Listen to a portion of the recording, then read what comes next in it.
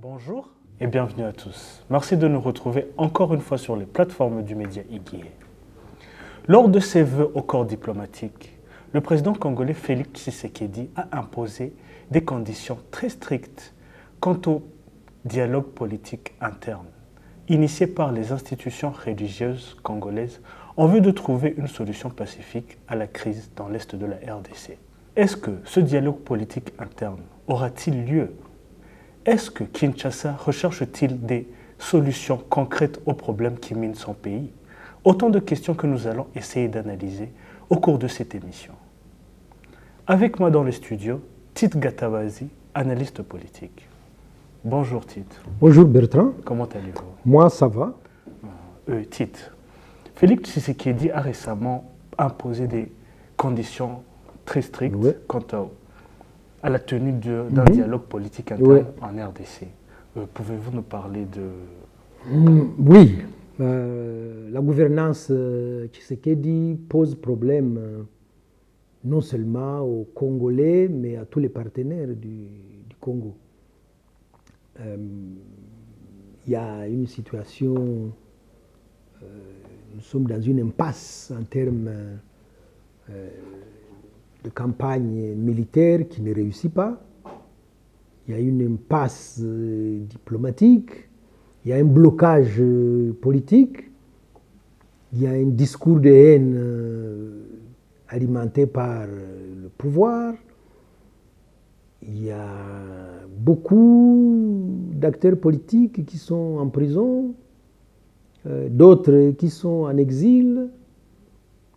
Il y a donc l'initiative des évêques et de l'Église, des églises protestantes, qu'au début Tshisekedi avait accueilli avec enthousiasme.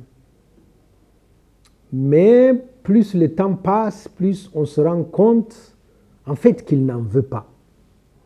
Et il n'en veut pas pour de mauvaises raisons. Parce que le dialogue va faire le diagnostic des 7 ans de pouvoir de Tshisekedi. Le dialogue va poser des questions qui fâchent Tshisekedi sur la légalité de son accession au pouvoir. En 2018, il y a eu un arrangement entre lui et Kabila, ça c'est de notoriété publique. 2023, il y a eu un grand bazar avec la commission électorale de M. Kadima. Et ça, c'est sur le plan de la légalité constitutionnelle. Sur le plan de la légitimité, Tshisekedi est très contesté. À la fois dans son propre camp, l'UDPS a 2 têtes, l'Union sacrée est quasi inexistante parce qu'il y a des têtes de proue qu'on a mis de côté. Je pense à Kamere, je pense à Bahati Lukwebo. L'opposition non armée, Katumbi a été obligé d'aller en exil. Matata Ponyo a été condamné pour des raisons politiques. Seth Kikuna vient de quitter le navire. Ceux qui sont restés sont soit menacés, soit harcelés. On a vu la dame proche de Kabila, Marie-Ange Mouchobekwa, on a molesté ses enfants, des adolescents, pour des convictions politiques de leur maman. Il y a une quarantaine de généraux qui sont en prison. On ne compte pas les colonels, on ne compte pas les majors, on ne compte pas tout ça. Donc, en interne, ça vacille. Et donc, Tshisekedi n'est pas prêt d'aller au dialogue en sachant qu'il a autant de casseroles et qu'on va lui balancer ces casseroles au visage. Et donc, il multiplie comme ça des coups de semonce, il multiplie des diversions. Il avait déjà dit lors d'autres vœux au corps diplomatique que jamais, mais au grand jamais, on ne le verra en face de l'AFCM 23. On a vu ce qu'il en est advenu. On a assisté quand même ces derniers jours beaucoup d'allers-retours, 3-4 fois à Luanda. Il a couru à Lomé, il est allé à Davos, où il n'a pas eu de rendez-vous qu'on aurait pu espérer. Il est allé à Bruxelles, il est allé à Paris, il est redescendu à Lomé, il arrive à Kinshasa. Bref, il cherche une issue. Je pense pour ma part qu'il a vraiment le dos au mur parce que militairement, ça ne va pas du tout, parce que politiquement, je viens de le dire, et que sur le plan diplomatique, c'est pas joli. Tite, dans le même discours, il a parlé de la Constitution. Est-ce que le fait de vouloir changer cette Constitution, est-ce que c'est toujours à la page ou bien c'est toujours d'actualité sur son agenda, selon les informations que vous avez? Oui, c'est aussi ça. On dit toujours, quand on est haut placé, on tourne cette fois sa langue dans la bouche avant de parler, surtout quand on est président de la République. Il y a une certaine tenue. Tshisekedi n'a pas de tenue. Tshisekedi agit encore aujourd'hui, 7 ans depuis qu'il a accédé au pouvoir. Tshisekedi se comporte comme ce qu'on appelle les garçons délimité. Les parlementaires debout, ces jeunes chômeurs-là, désœuvrés, qui viennent passer leur temps à hurler, à insulter. Tshisekedi se comporte comme ça. Il tient des propos qui ne sont pas dignes d'un chef d'État. Il tient des propos que tout le monde considère que c'est des mensonges éhontés. Il tient des propos qu'il contredit le lendemain et qu'il change en fonction d'une météo qui soit personnelle. Donc, tout chef d'État qu'il est a dressé des vœux au corps diplomatique qui observe, qui analyse, qui scrute le comportement politique dans le pays et qui font rapport à leurs pays respectifs. Essayer de les balader comme ça, ça fait perdre à la fois toute substance à la parole présidentielle et ça fait perdre la crédibilité à celui qui prononce ces paroles, qui est un chef de l'État. Tite, parallèlement, nous avons vu son ancien envoyé qui était pourtant très proche de lui, Claude Ibalanki, à Goma. Mais pouvez-vous nous dire qu'est-ce qui s'est passé? Mais il se passe que quand on dit que depuis 7 ans, la gouvernance de Tshisekedi est chaotique, c'est aussi la gestion du personnel politique. On peut faire la liste ici pendant près de 2 heures. Des blessés de guerre, comme on les appelle à Kinshasa, de la gouvernance Tshisekedi. Tous ses proches. Tous ceux qui ont participé à son ascension politique, à commencer par Jean-Marc Kabundi, ancien patron de l'UDPS, qu'il a quand même pris sous son aile. Tshisekedi est fâché avec son premier allié qui est Kamere. Tshisekedi, ça ne va pas avec Bahati Lukwebo, membre de l'Union sacrée. Donc, voilà. Claude Ibalanki était très proche du président Tshisekedi et il avait en charge le dossier de négociation avec les groupes armés. Envoyé spécial du chef de l'État en charge de l'application des accords qu'ils ont signés à Addis Abeba. Et donc, M.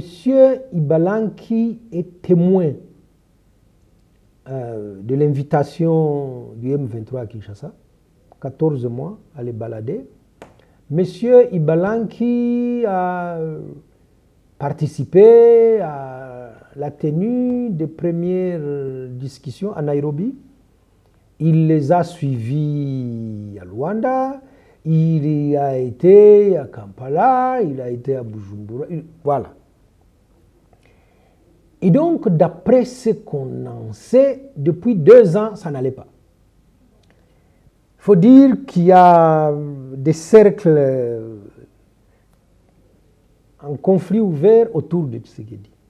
Et le cercle le plus en vue, et celui qui détient beaucoup plus de pouvoir, qui écrase les autres. C'est ce qu'on appelle les copains de Matongé. Matongé, un quartier de Bruxelles, qui connaissent rien au fonctionnement de l'État, qui n'ont jamais occupé un seul poste dans l'administration ou dans les entreprises, soit publiques ou privées, qui sont obsédés par l'enrichissement ici et maintenant. À Kinshasa, ils ont un sobriquet, on les appelle des frappeurs jouisseurs. C'est ces gens qui tiennent les décisions du président Tshisekedi et qui lui font faire beaucoup de fautes sur le plan politique. Et donc, depuis 2 ans, ces gens ont décidé de lui faire la peau à M. Ibalanki. Alors, il y a toujours, on te prend le dossier, il n'a plus accès à ceci, on fait des choses dans son dos, on va raconter je ne sais quoi au chef, il ne va plus en mission. Voilà. Quand il est mis sur le carreau comme ça, ayant été à ce niveau-là, c'est toujours risqué de rester dans Kinshasa. Et donc après, il y a des menaces, il y a des messages. On dit, voilà, vous êtes en train de comploter contre le chef. On vous crée des dossiers. Et quand il a senti qu'il était menacé, que la menace était sérieuse, il paraît qu'il a d'abord un bon père de famille, il a évacué sa famille. Hein, parce que je viens de vous dire que Madame Marie-Ange Mouchoube, qui est veuve, a vu les gens de service de renseignement molester des enfants. Pas elle, comme actrice politique. On aurait pu dire, bon, elle a été attaquée, emprisonnée, bastonnée, parce qu'elle reste proche de Kabila. Non, elle, on est allé prendre ces enfants, des pauvres enfants, des adolescents. Voilà où le système Tshisekedi en arrive. Et donc, je disais, qui prend le soin de faire sortir d'abord sa famille, qu'il met à l'abri, avant que lui ne prenne le chemin de l'exil et atterrit à Goma.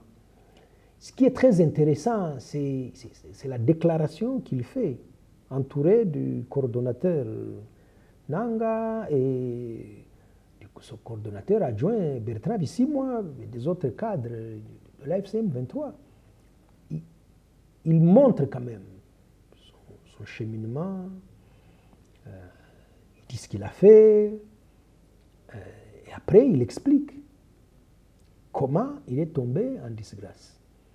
Et donc, avoir un homme de cette trempe-là qui quitte le navire du pouvoir, avec tous les privilèges qu'on peut imaginer, qui rejoint une force militaro-politique qui est en train de donner des sueurs froides au pouvoir de Kinshasa, c'est une perte, on va dire, une perte sèche pour le pouvoir parce que, disons-le sans détour, il a eu accès quand même à des secrets. On peut imaginer qu'avant d'aller à toutes ces négociations, à des réunions à gauche, à droite, il voyait le chef de l'État. Le chef de l'État te fait ce qu'on appelle un briefing en fonction de la politique que nous menons, en fonction des intérêts X, Y, en fonction des alliances que nous avons. Voilà un peu comment vous allez vous comporter et voilà ce que vous allez dire. Et voici ce que j'attends de votre émission. Et parfois, il y a des gens à qui on demande d'aller torpiller les discussions qu'on va avoir. On peut s'imaginer que M. Ibalanki a assisté à la chute de certains caciques du pouvoir. Il était déjà à la présidence quand M. Bisselele a des difficultés avec les avenues de Matongé, comme on les appelle. Il était là quand M. François B a est tombé. François Bey a été conseiller spécial chargé de la sécurité. Le poste le plus important à la présidence de la République. Il était là quand on a fait tomber Vital Kamerhe.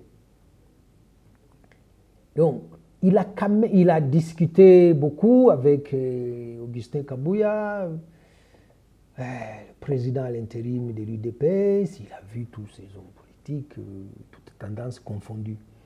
Il est quand même porteur de quelques secrets. Et s'il met ça sur la place publique, ça va mouiller à la fois le régime, tout le système et le chef lui-même. Est-ce que tout cela veut dire qu'aujourd'hui, M. Ibalanki est perçu par Kinshasa comme un opposant? Oh, bien sûr que si. Après avoir fait une déclaration comme celle-là et à Goma, vous ne revenez pas à Kinshasa. Sauf si vous êtes suicidaire. Hein? Ok, Tite, à part cet ancien collaborateur de Kinshasa, qu'en est-il des autres opposants? Vous avez parlé avant de Moïse Katumbi. Quelle a été la réaction des opposants politiques de Kinshasa? Sur les propos de M. Ibalanki? Non.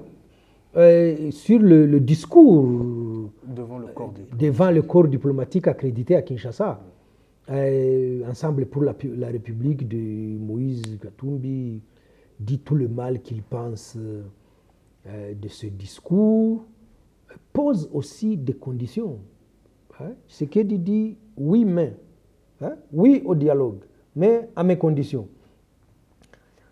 Le parti de Katumbi aussi répond un peu, la réponse du berger à la bergère. Nous aussi, nous sommes ouverts au dialogue, mais vous devez arrêter les persécutions des hommes politiques. Vous devez libérer les prisonniers politiques. Vous devez. À la suite de ce que disent les gens de Katumbi, vous avez la déclaration d'un autre opposant, Denis Senga, qui reprend presque l'esprit de la lettre du communiqué d'Ensemble pour la République, mais Denis Senga va plus loin. Denis Senga dit le président Tshisekedi fait maintenant partie des problèmes. Ça veut dire que lui considère qu'ils ne peuvent pas aller au dialogue organisé par un des belligérants.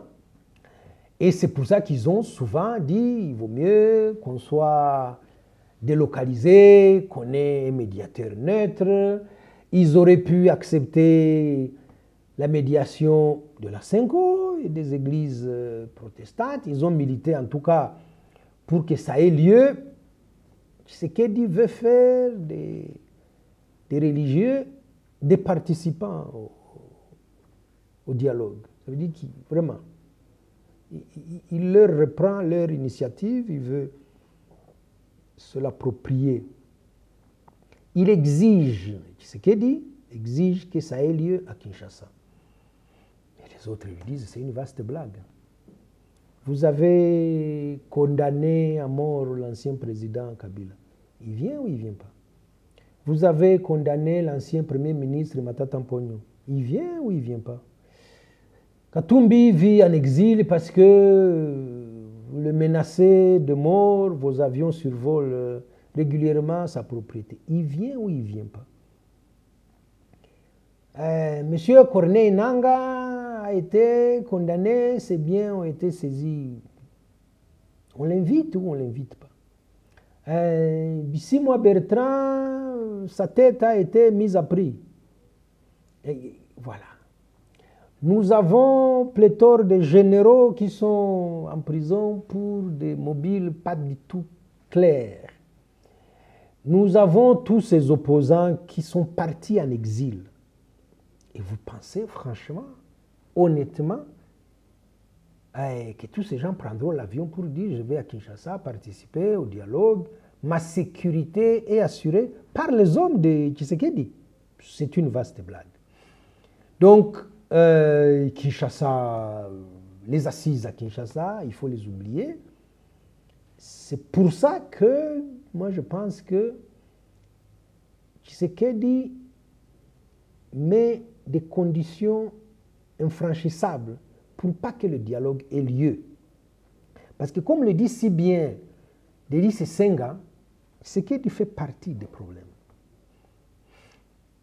Tshisekedi sait et il est conscient que si on allait au dialogue, on va interroger sa gouvernance, on va interroger la justice, on va lui demander les conditions dans lesquelles a été assassiné Chérubin Okende, on va demander au nom de quoi un tel a été menacé, poursuivi, d'autres condamnés. On va parler de son enrichissement personnel et celui de sa famille. Il y a des plaintes en Belgique. Donc, les faits sont établis.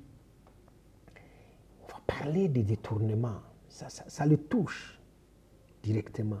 On va parler des bisbilles qu'il a avec tous ces gens que je viens de nommer. Les Camérés vont profiter, monter au créneau pour jouer et ça va jouer contre le président Tshisekedi. Dans le discours adressé au corps diplomatique, justement, il parle de cette constitution. Le respect de la constitution, pas de remise en cause de légitimité des institutions. C'est une blague. Cette constitution qu'il a fustigée, c'est pas Tshisekedi qui disait que c'est une constitution des étrangers rédigée à l'étranger, qu'il allait instaurer une commission pour modifier cette constitution. Mais il n'avait pas les coups de franche sur le plan politique pour procéder à la modification. Ça veut dire que ça lui est resté au travers de la gorge. Dans ce discours, il fait fi de tout ce qu'on vient de dire. Des politiciens qui sont en bisbille avec le pouvoir. Et s'il allait au dialogue, on va lui parler du discours de haine. On va lui parler des persécutions des Tutsis congolais. On va lui sortir des faits qui sont documentés. Et ça engage sa responsabilité. On va interroger la légalisation de Ouazalendo. On va parler des carnages de Goma et de la prison de Makala. On va parler des bombardements de Massissi. On va parler du blocus de Minembwe. Tshisekedi sait que s'il allait au dialogue, il n'en sortira pas de lui-même. Et donc, il doit multiplier comme ça des pirouettes. Il est en train de gagner du temps. Il veut faire diversion. Il dit oui, en fait, pour expliquer que c'est non, parce que les conditions sont juste pas acceptables. Mais malheureusement, il n'a plus. Il n'a plus assez de marge et je pense qu'il a les dos au mur. Politiquement, comment va-t-il tenir face à toute cette pression interne? On n'oublie pas que c'est lui qui cautionnait Jean-Pierre Bemba pour qu'il aille insulter les évêques, que c'est des politiciens en soutane. On sait très bien que ces ministres, on va dire, ils s'aiment bien quand même que Moïndo Nzagi aille balancer comme ça son collègue Mouyaya pour dire « nous avons perdu la bataille de l'information ». Il y a quand même un ministre en charge de la communication, porte-parole du gouvernement. C'est son collègue. Il y a une solidarité gouvernementale. Mais lui, il dit non. Ça veut dire que ce type, il est incompétent. Où est-ce qu'on a vu un ministre aller faire le procès de son collègue ministre pour dire qu'il ne fait pas bien son travail? Est-ce que c'est pour dire au président, moi, je peux être mieux à cette place-là? Ça ne se fait pas face caméra. Ça fait partie des lobbies qu'on peut mener auprès du chef de l'État en fonction de ce qu'on représente politiquement, en fonction de son parcours, pour dire, bon, là où je suis à l'étroit, je n'ai pas les compétences nécessaires, mais en cas de remaniement, essayer de me mettre à tel endroit. Mais lui, il arrive comme ça, il dit, nous avons perdu la bataille de la communication. Et puis, ça veut dire quoi? Ça veut dire que la hiérarchie n'est pas respectée. Ça veut dire, la première ministre est obligée de le recadrer, comme on dit. On se dit que le président va sanctionner. Non, il n'a pas sanctionné. Vous avez comme ça des éléments qui sont internes au fonctionnement des institutions. Et où Tshisekedi, on se dit, mais il est où le président? Vous ne pouvez pas être président, chef de la République, commandant suprême des armées, garant de la nation, garant de la Constitution, tout ce que vous voulez. Le chef de l'État, connaître la réalité de terrain, ici à l'Est, connaître les conditions dans lesquelles Goma a été pris, maîtrisé, et arriver en conseil des ministres, l'air de rien, comme si on était sur une autre planète, et dire, le chef de l'État a instruit 3 ministres pour qu'ils aillent procéder à la réouverture de l'aéroport de Goma. Qu'est-ce qu'on peut en dire? Est-ce que Tshisekedi est la dernière personne à savoir que l'aéroport de Goma est impraticable? Que ce sont ces militaires qui ont tiré pour détruire la tour de contrôle? Que le matériel, les équipements militaires qu'il a envoyés là-bas, il y avait aussi des mines antipersonnelles et que la piste est impraticable? Non, non, comme ça. Voilà. Le pouvoir à Kinshasa n'a pas de prise sur la réalité et tous ces diplomates à qui il s'adresse le savent. Est-ce que l'insécurité dans ce pays est le fait de l'AFC M23? La réponse est non. Les zones libérées par l'AFC M23 sont aujourd'hui les zones où les gens sont en sécurité en République démocratique du Congo. Pourquoi Beni, ces environs, ça ne va pas? Ce n'est pas le Congo. Les Bandandés qui sont en train de mourir là-bas ne sont pas des Congolais. On peut aller plus loin, à Ituri. On peut regarder autour de Kinshasa. Les Mombondo ils sont aux portes de Kinshasa. Mais ces diplomates-là, est-ce qu'ils ne voient pas les Kuluna qui font la loi dans Kinshasa? Ces diplomates-là, est-ce qu'ils ne roulent pas dans des routes impraticables? Ces diplomates-là, est-ce qu'ils ne sont pas pris dans des bouchons quand ils vont ou quand ils reviennent du boulot ou quand ils vont à des rendez-vous? Ces diplomates vivent la réalité quotidienne des Congolais. Et on ne va pas venir leur faire un discours qui est hors sol. Et donc, invoquer aujourd'hui, je finis par là, le respect de la Constitution, c'est un pis-aller. Il ne sait plus, peut plus la modifier. Il l'a fustigée, il a tenté, il n'y est pas arrivé parce que politiquement, il n'avait pas la force nécessaire. Vital Kamerhe en a payé le prix. Ça. Et donc, invoquer comme ça, tous ces gens qui étaient dans la salle doivent s'être pincés et dire, ah, on revient maintenant au respect de la Constitution. Donc, c'est de la triche quand on a insulté cette pauvre Constitution. Conditionner la participation au dialogue et dire devant tous ces gens qui connaissent la réalité, qui voient comme tout le monde les vidéos du cannibalisme, les exactions des FARDC, des FDLR, des Ouazalendo, ce qu'ont fait les Burundais, qui voient les destructions dans Uvira, qui ont vu les viols à Bukavu pendant que les troupes de l'AFCM 23 étaient encore à Calais. On ne peut pas dire, nous on n'invitera pas les criminels. Les criminels sont parmi ces hommes. Il sait très bien et il les traite de clochards. Parce qu'avant, quand il était venu au pouvoir, il disait qu'il avait trouvé une armée bien instruite. Une armée structurée, avait-il dit.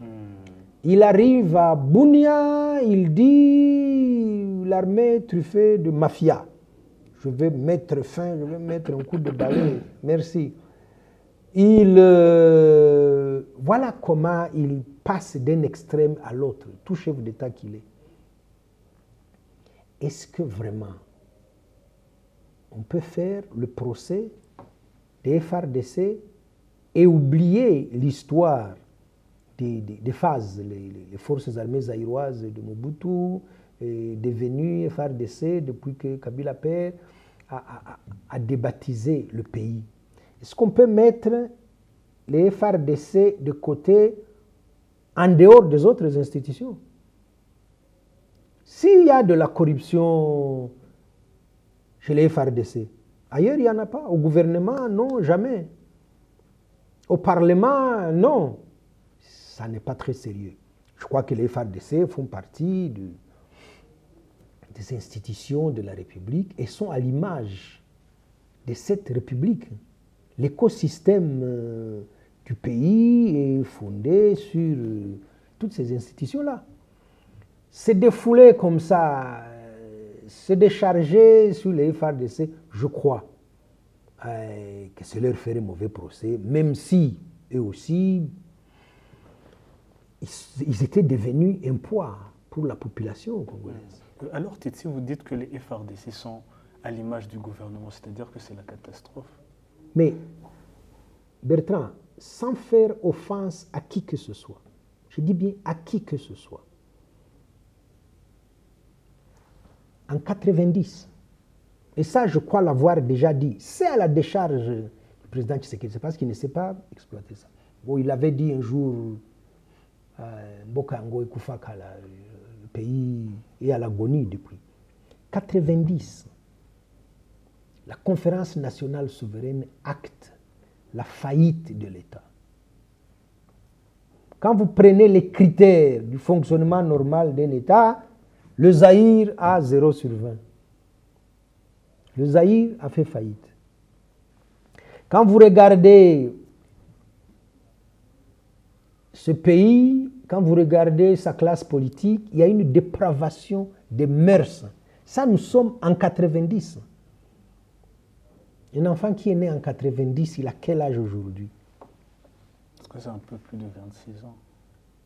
Combien? Un peu plus de 26 ans. 90, je veux dire. Et c'est 36 ans, pardon. Cet enfant a évolué dans un écosystème de la dépravation de mœurs, de la faillite de l'État. Ça veut dire que l'État n'assure plus ses missions régaliennes. Cet enfant a grandi dans la banalisation de la vie, comme dit Cardinal Ambongo. Au Zaïre, devenu Congo, on a banalisé la vie.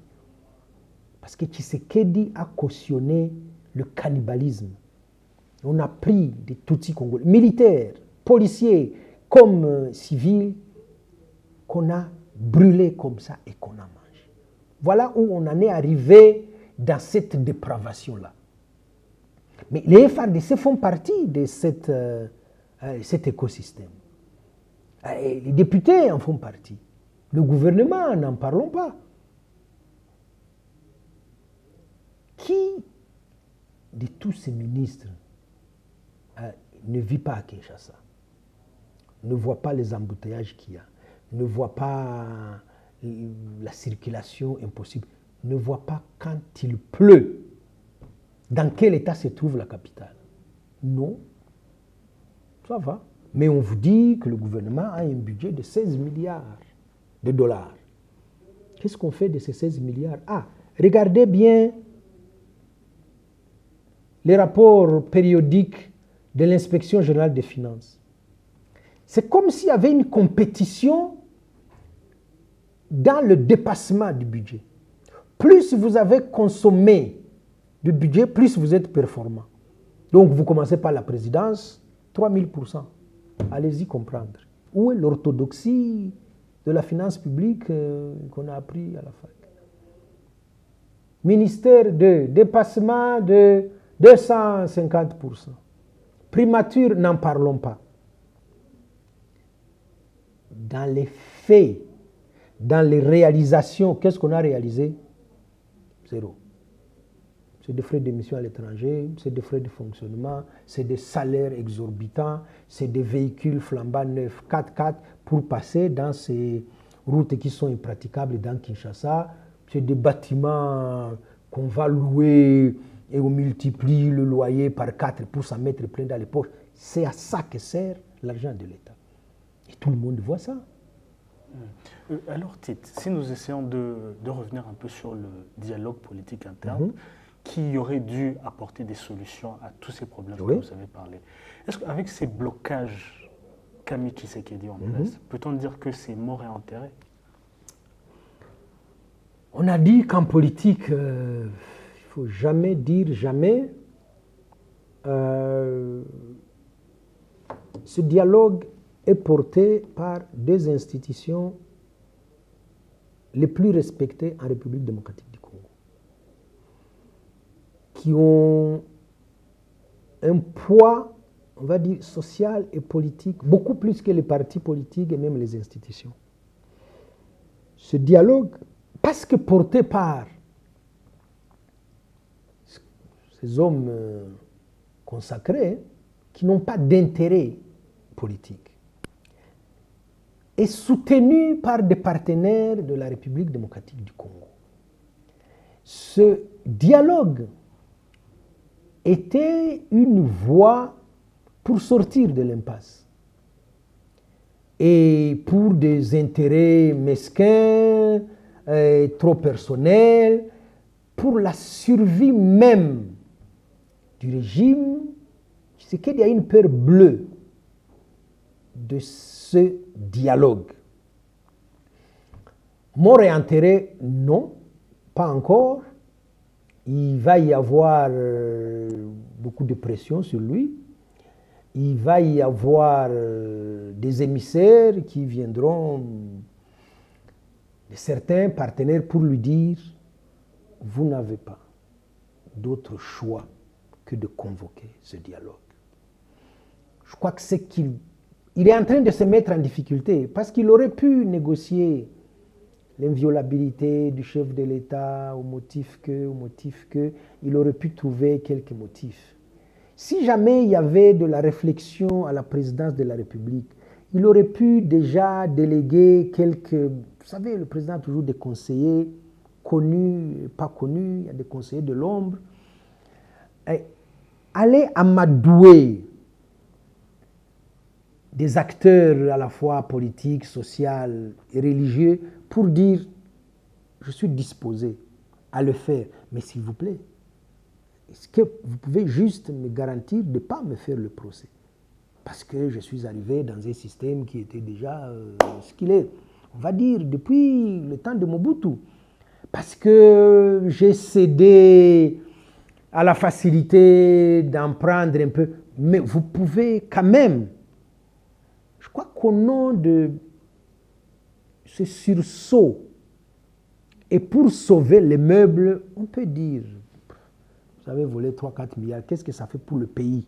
Si nous pouvons sauver des vies humaines, si nous pouvons réformer nos institutions, si maintenant nous pouvons nous dire, on fait taire les armes, on procède à la réconciliation et on entame le chemin du développement.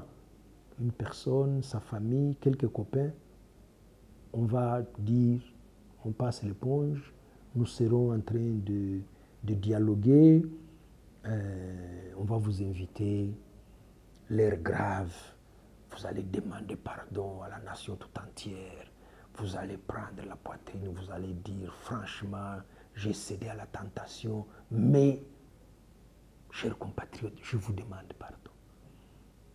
On va vous trouver une voie de sortie. Il y avait, voilà, il y avait eu de la réflexion. Mais comme il est obsédé, comme il est très mal entouré, tout le monde le lui dit, comme il refuse de regarder la réalité en face, je crois que ça va maintenant se retourner contre lui. Alors, Métit, s'il est obligé de remettre en place ce dialogue politique interne, où aurait-il lieu? On peut toujours, hein, on peut trouver des... là, au mois de janvier, on pensait que ça allait se passer à Luanda. Parce que le président Lorenzo a manifesté sa disponibilité. Il est en fin de mandat pour le compte de l'Union africaine, donc il va se replier sur son pays. Il est en fin de mandat aussi pour l'Angola. Il a besoin d'une sortie honorable pour dire quand même j'ai réconcilié les Congolais.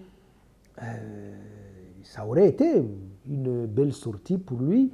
Et je crois que Tshisekedi ne lui a pas offert vraiment cette chance de dire son mandat à la tête de l'Union africaine, on ne va pas garder grand-chose de lui.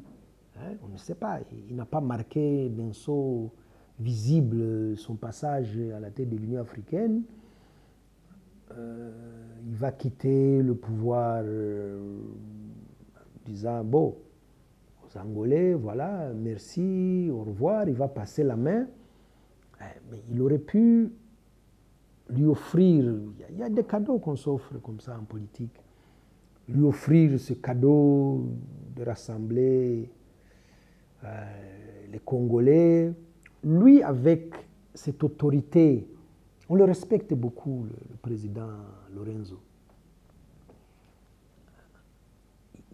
Il a eu quelques contacts, hein, on va dire, en très peu de temps, mais il a consulté la classe politique. Il pouvait passer ce message-là. En fait, je dis tout ça parce que moi, je suis en train de penser à la période des conférences nationales, où c'était le grand bazar, Kinshasa, Brazzaville, Lomé, Bamako et tout ça.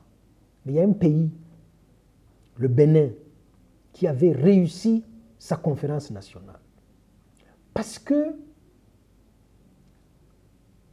dans la préparation de cette conférence, les syndicats, les professeurs d'université, le doyen de la faculté de droit s'appelait Robert Dossou.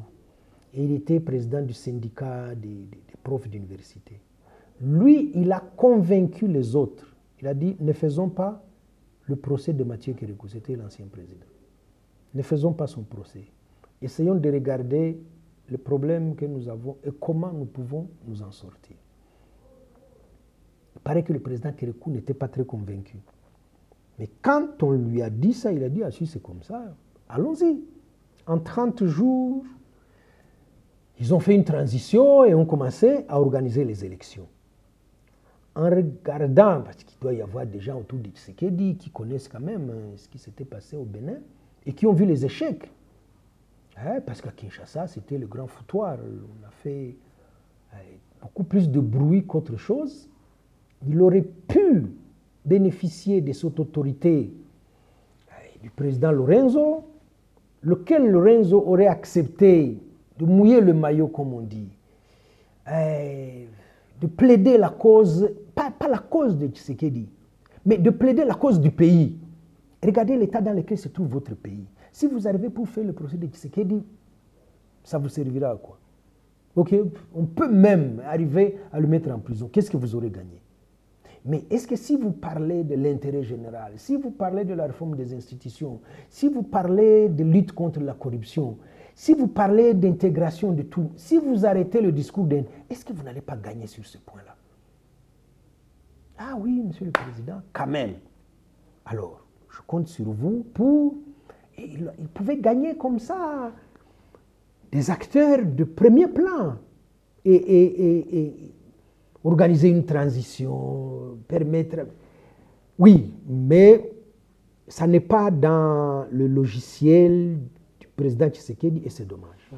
Mais alors, Tite, d'un autre côté, les pourparlers à Doha ont repris. Oui. Est-ce que, pour les aspirateurs de la paix dans l'Est de la RDC, peuvent-ils dire enfin, est-ce une bonne nouvelle?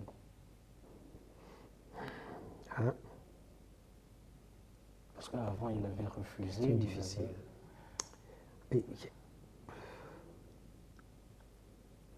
J'essaie de m'accrocher à un seul élément où je puisse vraiment prêter la bonne foi à Tshisekedi. Je n'en trouve pas. Je ne veux plus de Doha. Je ne veux plus de Washington. Lomé, je m'en fous. Je veux organiser les choses moi-même ici, à mes conditions. Jamais je ne parlerai avec l'AFC M23. Qui a violé les cessez-le-feu depuis 3 ans? C'est Tshisekedi. Qui a fait partir les troupes de East African Force? Qui avait obtenu des résultats? C'est Tshisekedi. Qui a torpillé Luanda? C'est Tshisekedi. Qui est en train de saboter Doha et Washington? C'est Tshisekedi. Et donc, qu'on obtienne aujourd'hui la signature, les signatures Tshisekedi en a signé, mon Dieu. Signature à Doha, cessez-le-feu.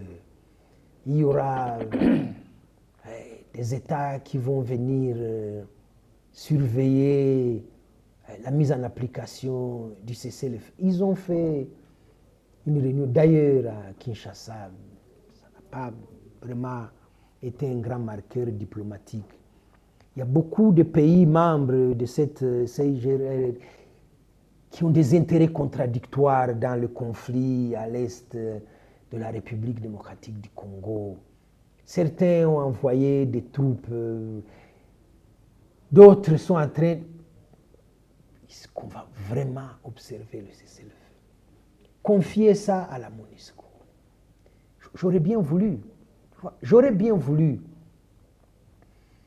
La MONUSCO est compromise dans le conflit à l'est de la République démocratique du Congo. Mais il a été appelé à dépêcher des troupes à Uvira. Oui. La MONUSCO est là depuis presque plus de 25 ans. Qu'a fait la MONUSCO pour qu'aujourd'hui on dise ils ont stabilisé Beni, ils ont mis les voyous en Ituri hors de contrôle, ils ont fait ça à Massissi, maintenant ils viennent à Uvira, on peut applaudir. Quand la MONUSCO arrive en République démocratique du Congo, vous avez une quinzaine de groupes armés. 15 maximum. Ils viennent pour protéger les civils. Ils viennent pour mettre hors d'état de nuire les groupes armés, à commencer par les FDLR.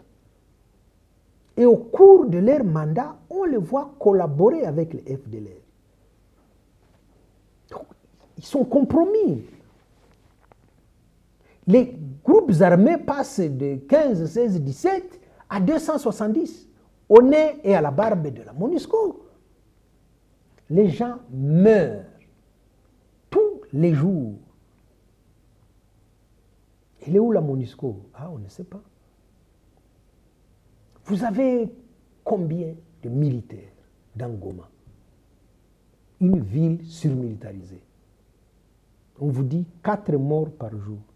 On vous dit les hôpitaux recevaient des blessés par balle. Mais elle est où la MONUSCO? Non.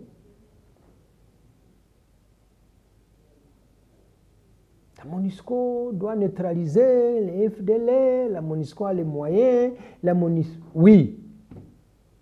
Mais vous retrouvez des FDLR dans les baraquements de la MONUSCO. Ah bon? Vous ne saviez pas que c'était des FDLR? Ah non, non, non, on n'est pas venu pour ça. Ça, c'est une chose. La deuxième chose relève plutôt de la lenteur administrative des Nations Unies. C'est une très longue tradition. Aux Nations Unies, ça traîne, ça prend tout son temps. Si la proposition est faite aujourd'hui et qu'elle doit être transmise à New York, le premier casque bleu qu'on verra à Uvira, ce n'est pas demain, la veille. Mais entre-temps, les Banyamulenge sont en train d'être massacrés par les forces de Tshisekedi. Alors, Tite, ces pourparlers à Doha ont repris, tout comme les combats au Sud Kivu. Oui. Mais est-ce que ce n'est pas une contradiction, voir Kinshasa aller dire qu'ils sont dans des processus de paix et entendre des exactions de la part des FARDC commis au Sud Kivu? Oui, parce que on rapporte que des drones bombardent quotidiennement Minembwe.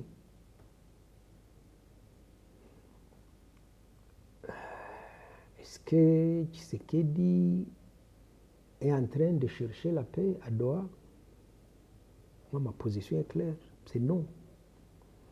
Est-ce que Tshisekedi peut gagner la guerre? La réponse, sans équivoque, c'est non. Pourquoi s'acharner sur les Tutsis congolais? Cette question mérite d'être posée. Et il a peur qu'on la pose durant le dialogue.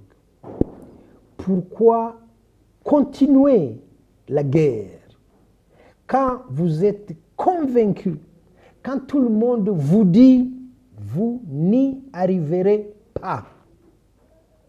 Vous auriez pu gagner à tel moment. Vous avez amassé des armes, vous avez amassé des hommes, vous avez tout donné ici et vous n'y êtes pas arrivé. 40 000 hommes à Goma. Armes au point, comme on dit. Ils sont où?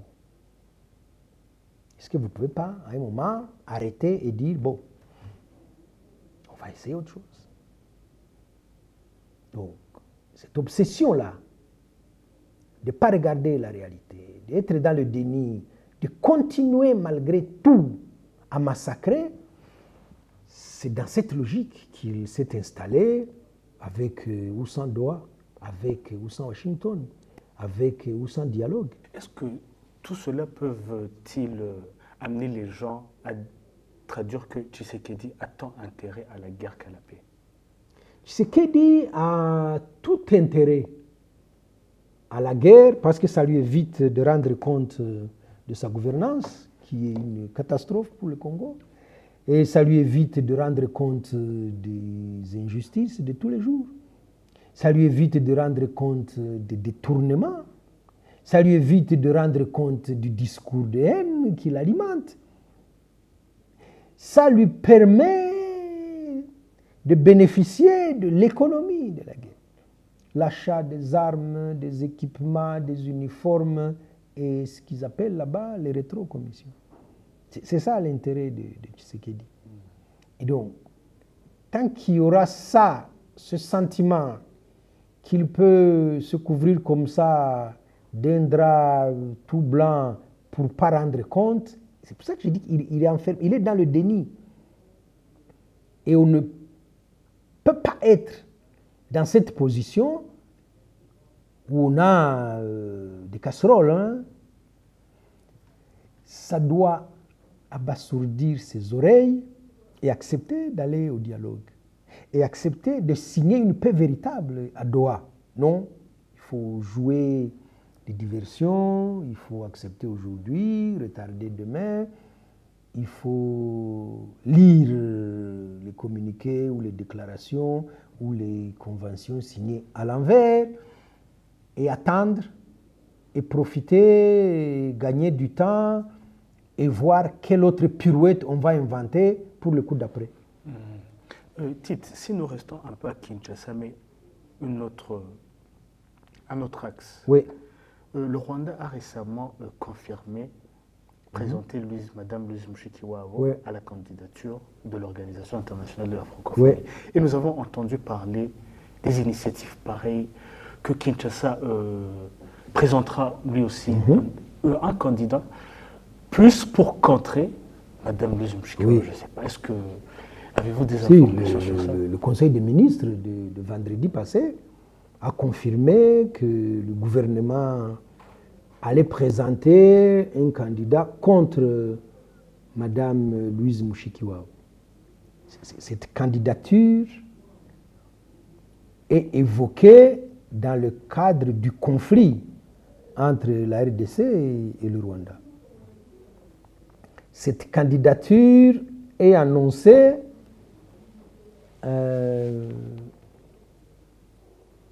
pour contrer la réélection de Mme Mushikiwabo. Mais cette candidature n'est pas préparée. Cette candidature, on ne nous a pas sorti un profil qui séduirait qui que ce soit. Cette candidature s'inscrit dans ce que je disais tout à l'heure. La cacophonie, les reniements, les précipitations, diriger l'Organisation internationale de la francophonie, on ne prend pas le premier venu. Un pays qui présente une candidature, on ne sort pas du Conseil des ministres comme ça et dire nous allons présenter une candidature. On la prépare. On fait ce qu'on appelle abusivement du lobby. On mesure ses chances avant de sortir son joker. On contacte les autres pays membres, les pays amis, moins amis. On vante les mérites de son candidat et le projet qu'il porte pour cette organisation internationale. On essaie de peser ses chances face à d'autres candidatures. Est-ce qu'il y aura uniquement Mme Louise Mushikiwabo ou il y a d'autres pays qui vont présenter les candidats? Alors, celui de Kinshasa qui tombe comme ça, comme un cheveu sur la soupe, il y a du ressentiment, il y a de l'émotion dans la candidature de Kinshasa. Et ça ne plaira pas aux pays membres de la francophonie, qui vont être beaucoup plus diplomates, qui vont juste esquiver la candidature de Kinshasa. D'ici à novembre, lors des élections, j'espère qu'il va s'éviter la honte et ne pas présenter son candidat. Alors, Tite, si nous essayons d'avancer vers la fin, face à tous ces revirements, contradictions, et toutes ces choses que l'on ne comprend plus venant de Tshisekedi, est-ce que arrive-t-il à convaincre sa population, sa propre population? Ça se saurait. On n'aurait pas tous ces leaders politiques dont j'ai parlé. Certains sont en exil, d'autres sont en opposition frontale. On n'aurait pas les gens les plus influents dans le pays qu'on traite comme ça avec des évoltures de politiciens en soutane. Le président Tshisekedi ne parlerait pas de légitimité. Il en parle parce qu'il sait qu'il est en crise de légitimité. Il n'est pas accepté par sa population. Il n'a rien fait pour cette population. Et donc, il trouve comme ça des pirouettes qui ne peuvent convaincre personne. On a parlé de la ville de Kinshasa qui est une poubelle à ciel ouvert. Alors, pensez un peu à l'intérieur du pays. Il n'y a pas de système de santé au Congo. Les écoles sont portées à bout de bras par les parents. Qu'a fait Tshisekedi depuis 7 ans? Rien pour la population. Et donc, c'est même pour cette raison qu'il s'accroche à faire la guerre. Il essaie de mobiliser la population pour qu'elle adhère à sa fameuse guerre, mais il n'y arrive pas. On a interrogé Monseigneur Cholet, pourquoi vous ne dénoncez pas l'agression rwandaise? C'est son leitmotiv. Tous les soutiens de Tshisekedi doivent parler matin, midi, soir de l'agression rwandaise. Vous avez dit, vous prenez votre part. C'est pour ça qu'on dit qu'il y a une inversion des valeurs chez ces gens-là. Cet évêque-là, c'est des érudits. Pourquoi voulez-vous que Monseigneur parle de l'agression rwandaise quand le gouvernement a négocié à Washington et dans le document que moi j'ai lu, je n'ai pas vu un mot, je n'ai pas vu agression rwandaise.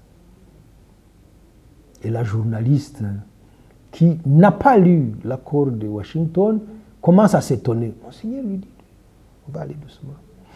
Donc voilà, vous avez cette propagande qui ne prend plus. Vous avez des homélies un peu partout où quand même le clergé fustige le pouvoir, fustige la cécité du pouvoir, fustige la corruption. Combien de fois les gens ont dit et répété que les causes des problèmes sont ici, à l'intérieur du pays, et n'allez pas chercher ailleurs. Donc, plus on court vers des boucs émissaires, plus on laisse le problème et il s'aggrave. C'est aussi ça. Donc, oui, la très grande majorité des Congolais ne suit pas Tshisekedi. Alors, Tite, si vous me permettez comme dernière question, face à tous ces revers à l'est de la RDC, vous parliez aussi de dépassement de budget à la présidence et quoi.